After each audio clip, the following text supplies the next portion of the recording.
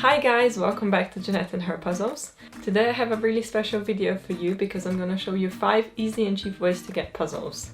I know jigsaws can be really expensive and we can spend about 10 to 15 quid for a 1,000-piece puzzle that you would normally complete in 3 days? If you want to do a puzzle every day, it would add up to quite a lot of money. I was spending so much money on puzzles at one point that I had to limit myself to not pay more than 2 quid per puzzle. And I managed to have a collection of 30 plus puzzles, so it's definitely doable. And if you want to find out how, just stay with me until the end. I think the first and the most obvious one is a charity shop. They're all around us, especially if you live in England or in America. I mean, they're quite hard to come by in Slovenia. Makes me miss England quite a bit. The hardest part about buying a puzzle in a charity shop is that you never know what you're gonna get. They normally don't count the pieces, so you don't know if the puzzle is gonna be complete until you actually do it. And I know it can be really frustrating to work on a puzzle for so long and then you come to the end and you realize that there's one piece missing. But on the other hand, you pay like 1 to 2 quid for a 1,000-piece puzzle and it gives you hours of fun or frustration depending on what kind of puzzle you bought. So it's still a good deal at the end of the day. What I've learned from buying puzzles from a charity shop is that I always take into account that there might be pieces missing, so that I'm not disappointed when I can't finish the puzzle, but I'm rather super excited when the puzzle is complete. I mean, you just change the perspective, right? And if you're a DIY type of person, there's always a way to make a missing piece. With a little bit of imagination, some cardboard glue and some drawing skills. If there's a design that you really love and you decide you want to put it on the wall, just go and buy a new puzzle. It's going to be way cheaper than most of the good wall art anyway. The second way to get puzzles is through Facebook. There's so many different puzzle exchange groups on Facebook that probably if you live in America you can even find one for your own state. When I was doing research for this video, I even found one for Slovenia, which was absolutely amazing for me because I did not know it existed. I even used it already.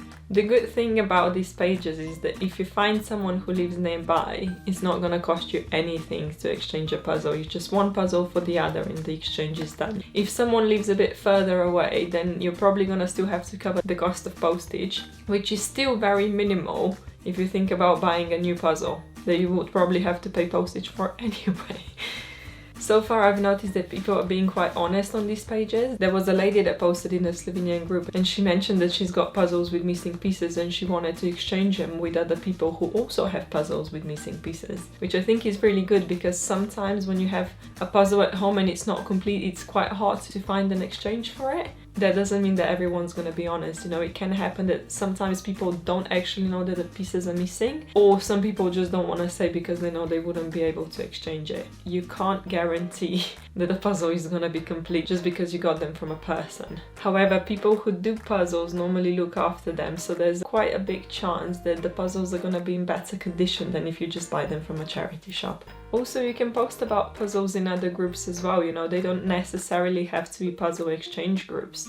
I've done that and I actually had a really good response. So if you have some sort of like, I don't know, fan pages or maybe town Facebook group or something, you know, just give it a try, why not? You might be surprised at how many puzzle lovers you find in there. The third way I managed to get puzzles was through Neighborhood app. Now, I didn't even know they existed before March 2020, but I heard about it, that some people are asking for help on there, so I decided to download it to see if there's a way to help people. Usually people would be asking if someone can go to the shop for them, you know, or take their dog out for a walk. So I had a lot of time to spare and I said, you know, why not? Shortly after downloading the app, people started asking about jigsaws in the group, which I did not expect at all. People were stuck at home, they didn't have to go to work, so much time to spare, and the shops were closed, well, the majority of them anyway, so it was really hard to come by puzzles. So they started asking in the group if there's people who were willing to give puzzles away, and I had so many puzzles that I was like just giving them away at first, and then I realized actually that my stock was getting a bit low, so I decided to stop giving them away but rather just exchanging them instead. There was a lady who went around every Wednesday and she put all the jigsaws in the boot of her car, and then she would drive to you, open the boot, and you would put a puzzle in and take one out, and it was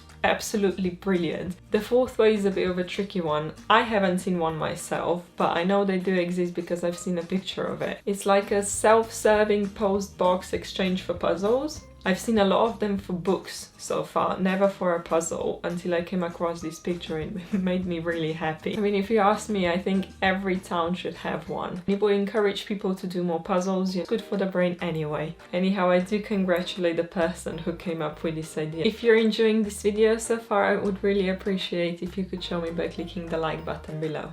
The fifth thing on my list are friends, obviously. You can always change puzzles with your friends, or you might even have some friends that don't do puzzles anymore because maybe they don't have time or whatever reason, and they might just give them away to you, so even better, because then you have more puzzles. There's never enough puzzles, is there?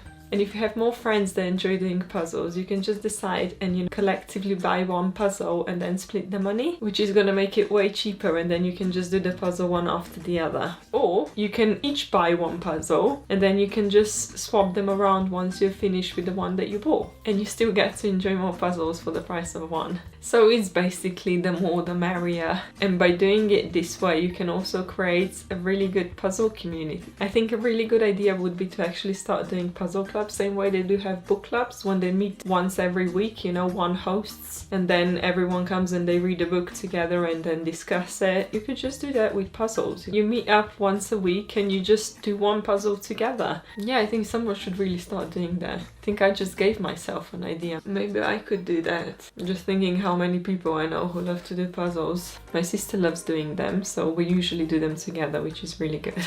If you know any other easy and cheap ways to get puzzles, please write them in the comments down below. It's always good to learn something new. And to see what other puzzles I'll be doing soon, check out my latest puzzle haul. Bye!